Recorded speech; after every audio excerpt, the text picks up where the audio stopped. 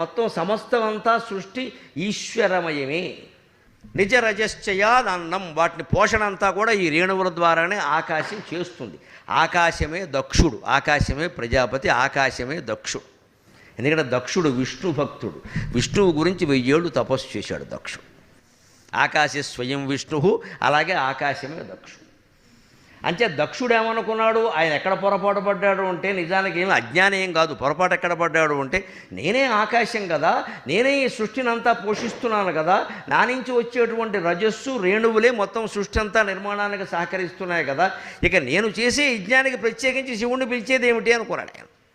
నేషాయ కీర్త్యతే, అంతా సృష్టిలో భాగంగానే జరుగుతుంది కదా, ఈశ్వరుడికి ఇవ్వాల్సిన అవసరం ఏమిటి, నైవేద్యం పెట్టే పని ఏమిటి అని శివుడు లేకుండా యజ్ఞం చేద్దామని సంకల్పించాడు. దాంట్లోనే మనకి ఎక్కడ సూక్ష్మం కనపడుతుందంటే, మనం ఇంట్లో వంట వండుకుంటామండి, అంతా భగవంతుడు ఇచ్చిందే కదా, మనకందరికీ తెలుసు కదా.